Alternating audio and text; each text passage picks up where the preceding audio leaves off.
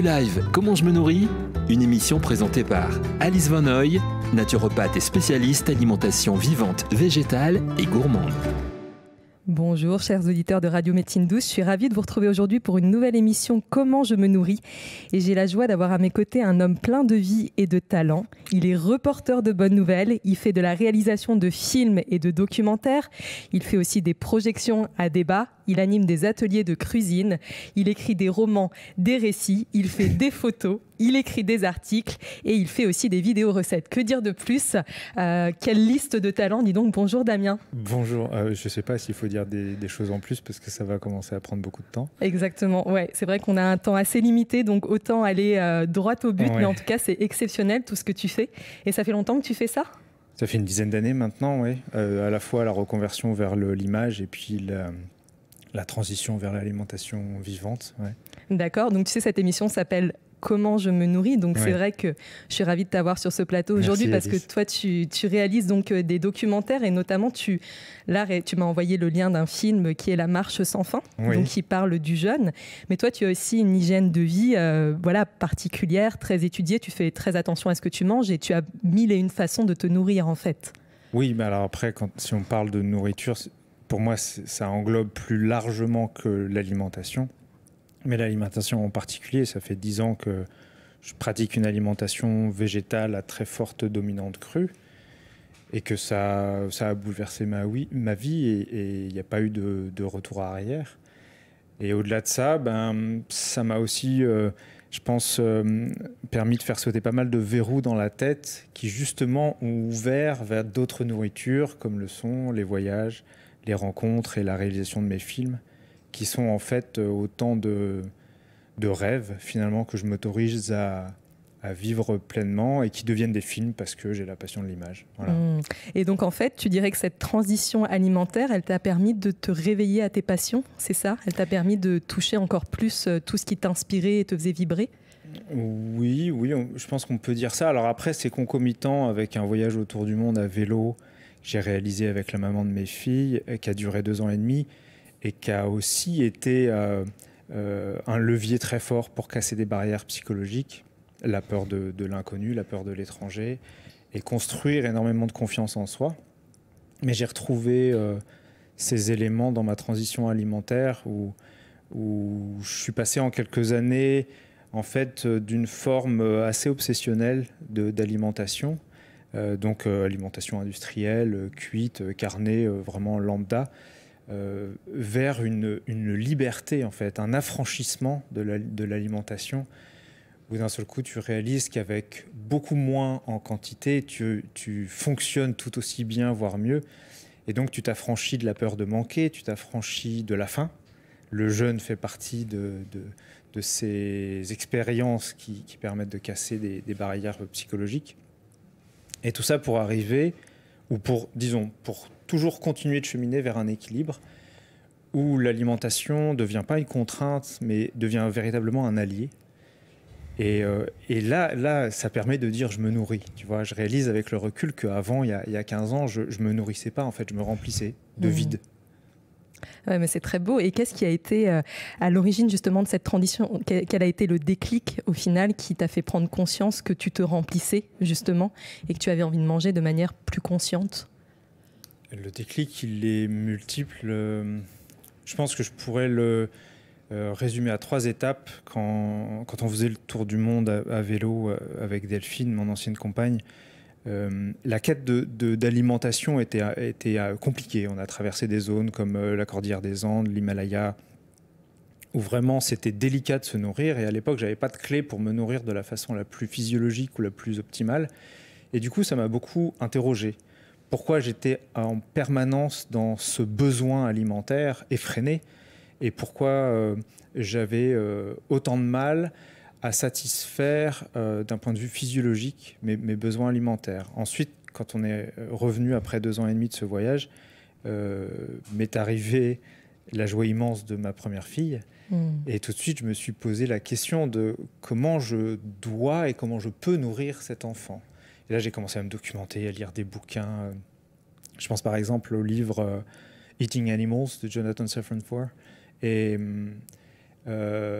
parallèlement à ça, je vivais en colocation avec le fils d'un ami d'enfance d'Irène Grosjean. D'accord. La naturopathe que beaucoup connaissent. Oui, qu'on a interviewé ici récemment d'ailleurs. Elle est venue chez toi il n'y a pas longtemps, elle m'a dit. Et j'ai entendu parler d'elle en des termes qui à l'époque étaient pour moi très surréalistes, ou en tout cas très iconoclastes. Et sur un coup de tête, je l'ai appelée en lui disant « Irène, on ne se connaît pas, j'entends parler de toi, j'entends des choses très surprenantes et je suis dans ce questionnement sur l'alimentation. Et je pense que tu es un bon personnage de film et c'est mon métier et j'aimerais venir te rencontrer. » Et du tac au tac, elle m'a dit « chiche ». Et une semaine après, j'étais chez elle et depuis, on est super amis. Et toute ma transition alimentaire, en fait, elle a été guidée par Irène. D'accord. Voilà. Donc elle t'a vraiment aussi accompagné. On a la chance là aujourd'hui, je sais pas, on peut pas les voir à l'image, mais tes deux magnifiques filles sont là sur le plateau. Elles sont vraiment super mignonnes et pleines de vie, donc c'est un bonheur de les avoir là avec nous. Merci. Et donc Irène t'a vraiment accompagné aussi, donc d'une part toi dans ta transition alimentaire, mais aussi vraiment à donner le meilleur au final à tes filles pour qu'elles soient pleines de vie et qu'elles soient sensibles à la manière de se nourrir très jeunes. Oui, Irène est devenue un de mes référents en la matière. Et puis, je crois beaucoup à l'école de la vie, donc j'expérimente et je fais ma tambouille tout seul, volontiers, dans mon coin. Typiquement, la réalisation de films, je suis complètement autodidacte, j'ai jamais reçu de formation, j'ai pas le moindre diplôme, je suis un imposteur complet. Et j'ai fait pareil avec l'alimentation vivante, en fait, et quelque part, c'est cocasse, parce que de ce questionnement sur comment je nourris mes enfants, je suis arrivé aussi à constater que mes enfants étaient mes premiers cobayes, entre guillemets. Enfin non, je pense que je suis mon premier cobaye, mais du coup, elles sont nées dans ce bain et on chemine ensemble. Et on chemine tous les trois dans un dialogue permanent sur nos envies, nos besoins, comment les satisfaire au mieux, l'impact sur notre corps de ce qu'on mange, quand c'est bon, quand ça l'est moins, quand on fait des écarts, quand on est dans des périodes d'un certain ascétisme ou au contraire dans des périodes de folie furieuse, ce qui arrive. Et le miroir que sont mes filles dans cette pratique quotidienne d'une hygiène de vie poussée me permet à la fois, je pense, d'aller sans doute beaucoup plus loin que si c'était que pour moi, et en même temps d'avoir un garde-fou très simple, parce qu'elles sont, comme sont les enfants, en fait, très, très spontanées, très connectées à leur instinct, et du coup, elles savent me dire quand j'en fais trop, quand j'en fais pas assez. Enfin, je trouve qu'on mûrit tous les trois ensemble de fort belle façon. C'est très beau. Je sais qu'une fois, j'étais tombée sur un petit article que tu avais écrit qui était les dialogues d'une de tes filles. Oui. Donc, en fait, tu mémorises ces petits moments de vie, les échanges que tu as avec tes filles et je trouve ça très touchant. C'est très émouvant. Et en fait, tu es un véritable artiste, vraiment. Et c'est vrai que j'ai l'impression que toutes tes pratiques artistiques, que ce soit la vidéo, que ce soit la cuisine, etc., ça fait partie de ton alimentation au quotidien, en plus de tout ce que tu mets comme carburant dans ton corps. Oui, bien sûr. Et je vous vois parfois tous les trois faire du trampoline. Je vous vois... alors, vous habitez dans une tiny house, c'est ça? Oui. Donc, est-ce que tu peux nous en dire un petit peu plus sur votre mode de vie? Oui, c'est assez facile à synthétiser, ça, parce que c'est une micro-maison. Oui. Donc on va pouvoir la décrire comme une roulotte améliorée. C'est une micro-maison construite sur remorque.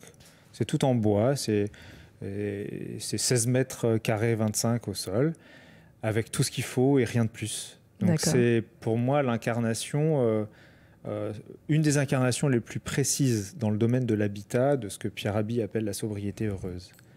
On a notre petite niche, notre petite cabane de bois qui est très confortable, qui est très lumineuse, qui est posée au milieu des champs chez des amis maraîchers bio, à la montagne.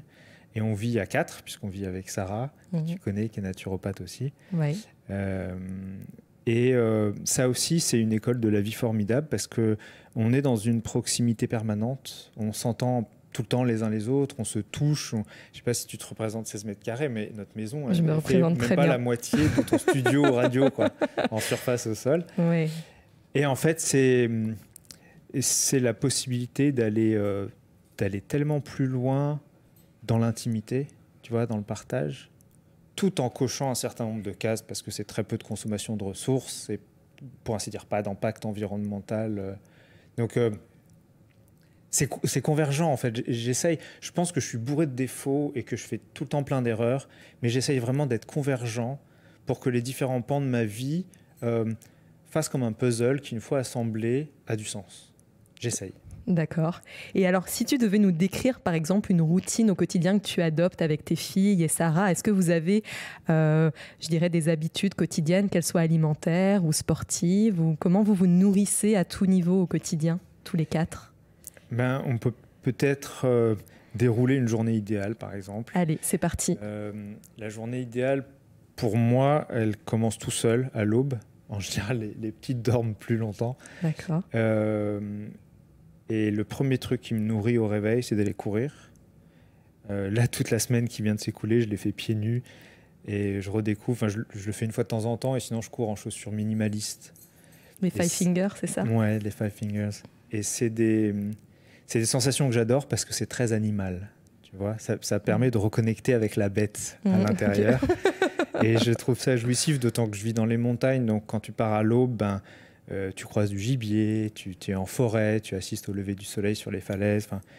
Quand je reviens de ça, en général, pas l'hiver, j'en suis pas à ce stade, mais le reste, on va dire les 3/4 de l'année, quand je reviens de mon petit tour, je vais me tremper dans un lavoir où la flotte, elle est à 10 degrés. Ok. Et après, je vais me faire ma petite séance de yoga. Et là, je commence à entendre les bruits dans la tiny. Je sais que les petites se lèvent. Ok. Et on se rejoint. Et elles font leur choix de fruits. D'accord, donc la journée commence par des fruits. La journée commence par des fruits. Moi, je mange plus depuis très longtemps le matin. Tu pratiques ce qu'on appelle le jeûne intermittent ? Oui. Alors, je pratique. Je ne sais pas si c'est une pratique. En fait, ça s'est mis en place tout seul, très naturellement. Je ne me suis pas trop posé la question. Je me suis rendu compte qu'en passant à l'alimentation vivante, mon corps réclamait beaucoup moins de prises alimentaires et qu'il les réclamait à des moments spécifiques. Les filles le pratiquent de temps en temps, mais c'est occasionnel. Et quand elles se lèvent, en fait, la première question, c'est pas vous êtes prête pour le petit déjeuner ou quoi que ce soit. Je leur laisse le plus possible de latitude dans leur rythme. Et c'est elles qui vont venir me dire à un certain moment de la matinée, on aimerait bien manger quelque chose, voire elles se servent parce qu'elles sont extrêmement autonomes. J'ai 2 petites qui sont des miracles. Moi, j'ai vu qu'elles faisaient même leur jus vert parfois toutes seules. Ouais, elles font leur jus vert. Donc elles se choisissent des fruits, elles vont prendre de la verdure, elles se font un jus. Des fois même, je reviens de mon petit trot matinal et elles ont fait un jus pour moi. Donc c'est pour te dire la chance que j'ai. Et puis, Sarah pratique un peu le même genre de sport et de routine. Elle est beaucoup plus branchée sur le yoga et la marche, on va dire. Alors après, je ne vais pas non plus te vendre du rêve et te dire que toute la journée se passe dans cette béatitude entre oisiveté et sport, parce qu'on bosse tous les deux comme des damnés, parce qu'on est passionnés par ce qu'on fait. Ouais, mais ça vous nourrit au final, tout ce que vous faites. C'est une nourriture très importante. Si je ne fais pas de film, j'ai l'impression qu'on m'enlève un bras, quoi. Si je ne raconte pas d'histoire, en fait. Toi, c'est vraiment le fait de raconter une histoire qui te plaît. Ouais, c'est l'idée de ramener les belles histoires du monde et de les partager avec un public, quel qu'il soit, que ce soit en projection débat, après un film, que ce soit les lecteurs de mes articles ou de mes bouquins. Et je pense, avec les années, j'ai fini par me dire que peut-être c'était inconsciemment l'envie d'être une forme de contre-pouvoir à ce que je perçois comme une médiatisation à outrance du négatif. Oui, au final, quand tu te dis reporter de bonnes nouvelles, c'est que tu as envie vraiment de partager le beau, le vivant, ce qui met en joie les gens. Ça te nourrit profondément de faire ça.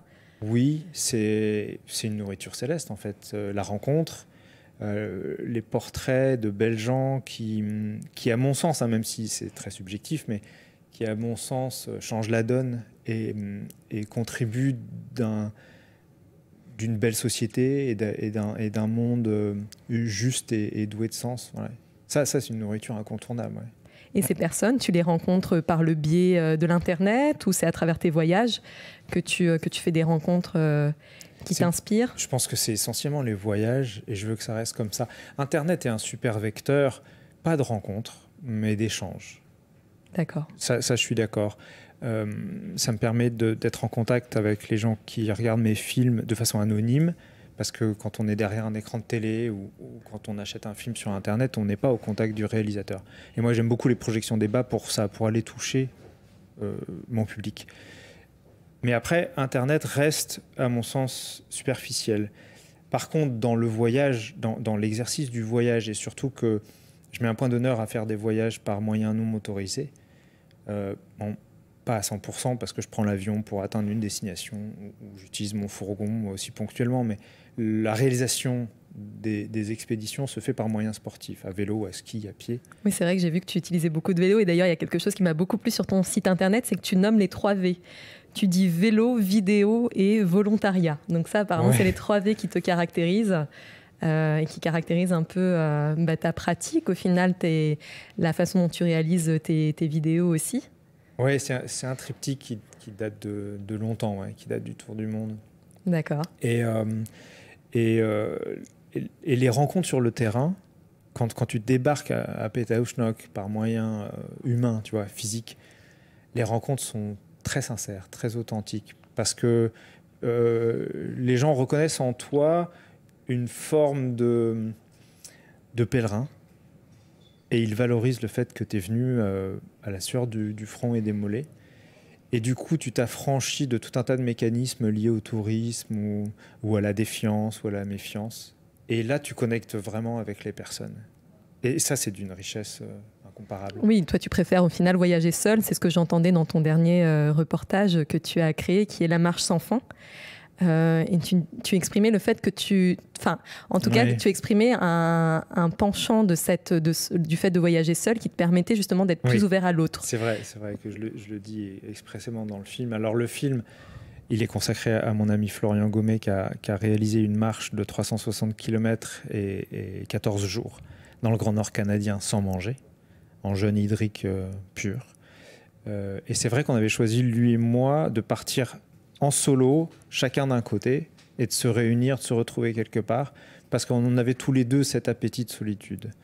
Et c'est vrai que, même s'il ne faut pas forcément des hautes doses de solitude pour combler ce besoin, c'est important régulièrement de le satisfaire. C'est important de se retrouver seul avec soi-même, et en particulier, seul avec soi-même en milieu sauvage. C'est une leçon de vie de l'ordre de l'exception, si tu veux. Là, on parle d'un projet qui s'est déroulé dans le Grand Nord canadien, donc dans le territoire de l'ours, du grizzly, du loup, où on s'est trouvé à traverser, à parcourir une chaîne de montagnes qui est à peu près grande comme 6 fois la Suisse et qui est totalement déserte. Et là, non seulement tu connectes avec la nature avec un N majuscule, mais surtout tu te retrouves toi. Tu vois, il n'y a pas de travestissement, il n'y a pas de déguisement. C'est brut, t'es tout nu, t'es à poil avec ta conscience et tes petits moyens d'homme. Et j'adore ces sensations. Et ça, au quotidien, est-ce que tu t'offres justement des parenthèses de solitude chaque jour pour pouvoir te reconnecter à toi, pour t'écouter, pour vraiment être au calme face avec toi-même ou Oui, je ne sais pas si c'est un rythme quotidien, mais c'est suffisamment régulier pour me combler. Et en tout cas, c'est très simple, il suffit de partir courir dans les montagnes. D'accord. Ça suffit. Super. Donc au final, oui, la journée idéale, donc ça commence par des fruits, ça se suit d'un bain bien froid, histoire de bien faire circuler tous les liquides. C'est ça. Et ensuite, c'est donc ton travail qui te passionne et tout ça entouré de nature dans votre jolie tiny house. C'est ça. Et puis ça va être se retrouver avec mon amoureuse Sarah autour d'une belle salade de fruits au milieu de l'après-midi et puis se raconter un peu nos vies. Super. Et après, vous essayez de vous coucher de bonne heure, je suppose, pour pouvoir... C'est pas qu'on essaye, c'est que je pense que l'hygiène de vie qu'on a, elle amène naturellement un rythme biologique spontané, physiologique. Donc, on n'est pas du tout des couches tard. Et ça fait plus de 10 ans que j'observe que mon corps il fonctionne avec le rythme du soleil. Ouais. C'est beau, c'est superbe. Et donc, parle-nous un petit peu plus de tes films. Donc, moi, j'ai eu la chance d'en voir un il y a 2 ans qui se passait au Nicaragua, c'est ça? Ouais, c'est ça. Donc, qui s'appelle Tuani. Donc, tu m'as donné la signification tout à l'heure de Tuani. Donc, c'est quel langage, ça, Tuani? Alors, c'est de l'argot nicaraguayen. Bon, au Nicaragua, on parle espagnol, mais c'est une vocable qui n'existe que là-bas. D'accord. Et donc, ça signifie? Super chouette. Super chouette. Et donc, c'était un voyage qui était super chouette pour le coup. C'était un voyage super chouette, ouais, vraiment. C'était avec mon ami Thibaut, qui est un grand voyageur lui-même et qui pratique cette hygiène de vie et cette alimentation végétale crue. Et l'idée, c'était de de la mettre sur le banc de test, notre alimentation végétale crue, dans le cadre d'une expédition sportive engagée, avec suivi d'un médecin et bilan de santé avant-après, pour voir ce que ça donnait en conditions un petit peu engagées, tu vois, un petit peu hardcore. L'objectif étant d'aller au Nicaragua, de gravir des volcans avec nos VTT, nos fat bikes, qui sont des VTT spéciaux avec des roues surdimensionnées, pour ensuite descendre sur les pentes de cendres en mode freeride. Et moi, j'aime bien faire se rencontrer ces idées farfelues d'aventuriers sportifs avec des sujets de fond qui sont importants pour moi. Là, c'était l'alimentation végétale crue parce que ça faisait plusieurs années que je le pratiquais, mais de façon officieuse. J'en parlais pas plus que ça dans mes réalisations. Et je me confrontais à beaucoup de scepticisme dans un certain milieu aventure sportive, tu vois. Assez pour que je me dise, il faut faire un film sur le sujet. Donc, en parallèle de l'expédition au Nicaragua, j'ai interviewé des nutritionnistes, des athlètes, des naturaux, des agroéconomes, pour faire un peu le bilan ou le portrait de cette alimentation, de ce qu'elle permet d'un point de vue physiologique et de santé, de ce qu'elle signifie d'un point de vue impact environnemental, et de à quel point elle est valable quand on est sportif et voyageur. Voilà. Et donc les conclusions de ce film, au final, c'est que tu as pu constater qu'avec une alimentation 100% végétale et crue, tu étais toujours aussi performant. Oui, mais même plus. Moi, je le savais parce que, encore une fois, c'était ma vie depuis longtemps, mais j'observe sur le terrain qu'avec cette alimentation, je carbure avec 5 fois moins de bol alimentaire, tu vois, en volume et en densité qu'auparavant. Donc je pense qu'il y a une optimisation éblouissante qu'on peut obtenir par l'alimentation végétale crue et qui pour moi va encore plus loin que se regarder le nombril et s'occuper de sa santé, parce que si on imagine que toute la planète se met à manger 5 fois moins pour être en meilleure santé, je veux dire, très clairement on règle les enjeux de santé publique et de famine, tu vois. Donc moi ça me drive, comme on dit en anglais. Là, je fais mon Jean-Claude Van Damme parce que le français m'échappe.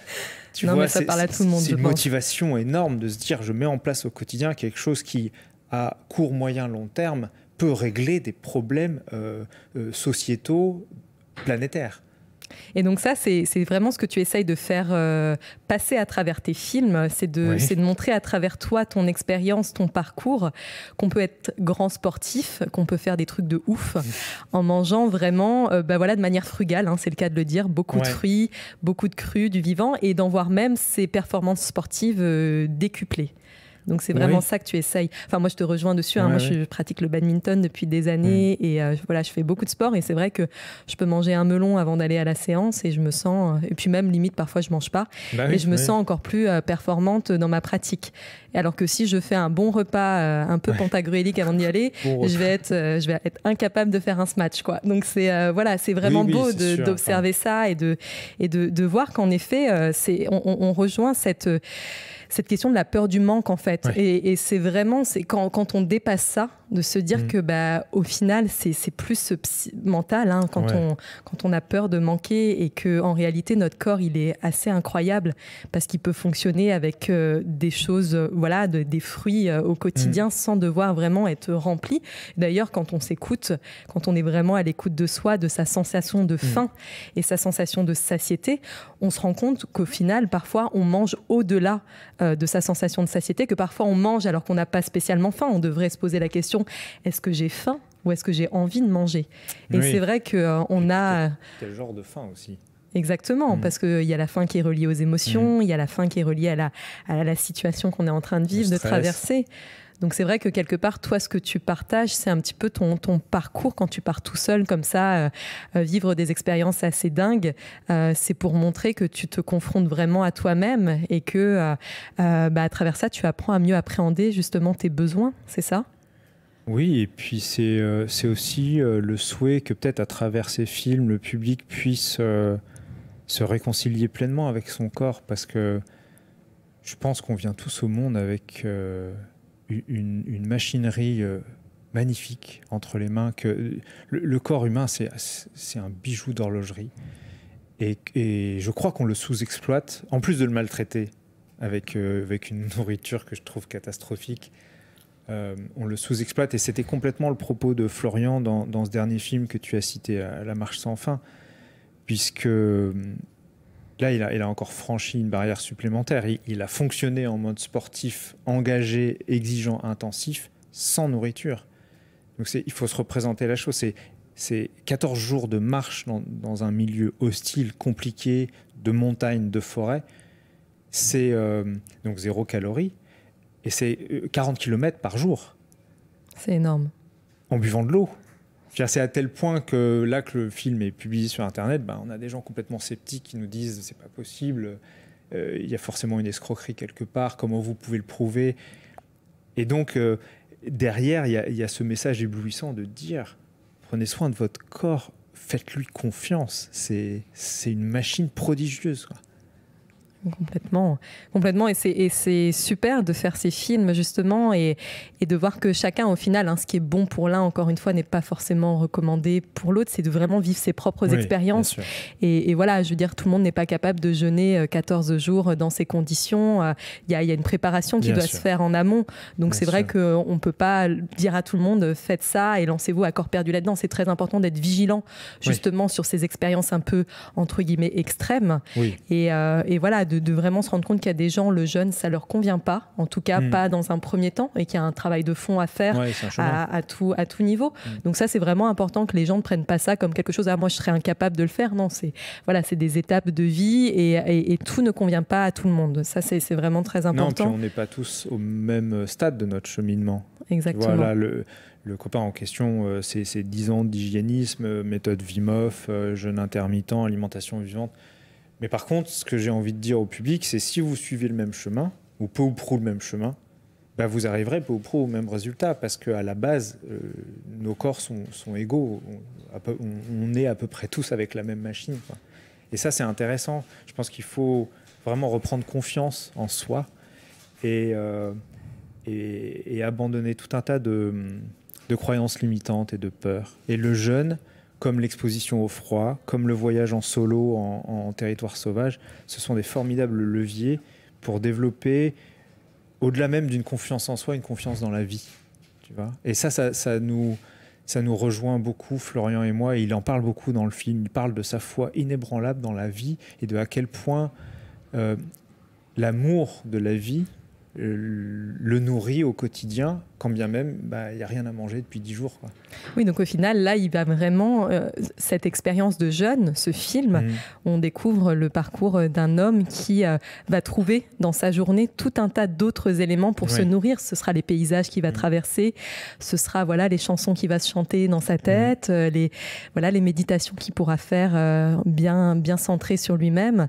Donc c'est ça, c'est beau de voir à quel point en fait on a tout un tas d'éléments pour se nourrir au quotidien et que ça nous amène, je pense, une expérience comme ça. Je n'ai pas regardé le film jusqu'au bout et je vais le faire tout bientôt, mais ça nous amène vraiment à nous reconnecter à l'essentiel et à appréhender encore mieux nos besoins par la suite. Oui, complètement. Et dans ces éléments de nourriture ultime, il y a l'amitié.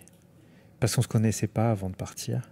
On s'était croisés 2-3 fois et on avait fait ce choix que je t'expliquais tout à l'heure de partir en solo et de se rejoindre au milieu. Et donc, il a fallu être solidaire. Il a fallu braver quelques tempêtes et traverser des rivières et se débrouiller en milieu hostile ensemble. Et ça aussi, ça a été une nourriture prodigieuse. Parce qu'on part, on est des inconnus, on revient, on est des amis. Et on n'est pas que des amis, on est des partenaires. Tu vois ? Et ça aussi, c'est une leçon parce que le lien social, il y a des études qui ont été faites, il y a des TED Talks fabuleux qui ont été enregistrés sur ce sujet. Le lien humain, le lien social, c'est une sacrée foutue nourriture. Franchement, c'est incontournable. Moi, je dirais que la nourriture première, c'est l'amour sur cette terre. C'est sans amour, on peut avoir tous les meilleurs ingrédients physiques à se mettre. Et pourtant, la mayonnaise ne prend pas. Exactement. Ouais. Donc voilà, s'il y a bien une conclusion à cette émission, c'est nourrissons-nous le plus joliment possible et surtout faisons vibrer l'amour dans nos vies. Parce que c'est vrai que c'est vraiment l'ingrédient indispensable pour être heureux et pour pouvoir jouir pleinement de cette vie qui nous est donnée, quoi. Ouais. Et donc toi, tu as un site internet, Damien, où on peut retrouver tous tes films, le lien de tes films, un petit peu toute ta vie, tes articles, tes créations. Univers, oui. Et donc ce film, est-ce que tu peux nous le donner, le site Le site s'appelle Planète D. Donc c'est tout collé, c'est www.planetd.fr, c'est ça? .eu comme Europe. .eu comme Europe, everywhere. Oui, c'est ça. Ça marche. Donc là, on peut retrouver vraiment tous tes films. Est-ce que tu as des projections prévues, des projections avec débat organisées bientôt? Pas des masses, parce que figure-toi qu'un film comme La Marche sans fin, c'est très difficile à diffuser. D'accord. Manifestement, ça fait se fermer plein de portes dans les esprits qui gouvernent aux médias conventionnels. Parce que d'un seul coup, on casse des barrières. On parle d'un mec qui réussit une prouesse physique sans manger. Donc ça bug dans la tête des gens. Donc quand on propose à des cinémas, à des centres culturels ou à des lieux ou des canaux de diffusion conventionnels, télé et autres, on sent qu'il y a vachement de réticence. Donc on a beaucoup de mal à organiser des projections du film. Donc moi, je fais carrément appel à tes auditeurs parce que tous les gens qui sont sensibles à ce genre de discours, entre guillemets, c'est nos meilleurs émissaires, c'est nos meilleurs représentants. Je ne vais pas dire nos petits soldats parce que j'aime pas la métaphore guerrière. Mais donc, quand on connaît un lieu de diffusion potentiel, quand on a envie de voir un film comme ça, qui est certes complètement décalé, mais qui brasse des sujets que je pense importants pour tout un chacun, il faut prendre contact avec nous, il faut prendre contact avec le lieu, il faut créer des ponts entre des gens de bonne volonté et que ça permette des diffusions. Et puis sinon, il faut aller sur mon site et le découvrir. Donc on peut le télécharger sur ton site internet, le lien. Tous les films sont en VOD sur mon site. Ouais. Très bien. Donc n'hésitez pas à contacter Damien, en effet, si vous voulez participer à ces beaux projets et divulguer ces beaux messages que tu as envie de faire naître et transmettre au monde. Et je te remercie beaucoup, Damien, d'avoir accepté d'être là aujourd'hui. Merci d'être venu avec tes deux magnifiques filles. Avec grand plaisir. Qui ont été d'une patience et d'un calme magnifique pendant toute cette émission.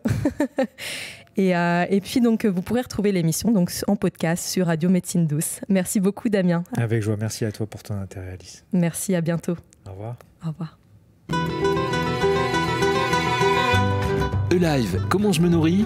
Une émission présentée par Alice Van Hoy, naturopathe et spécialiste alimentation vivante, végétale et gourmande.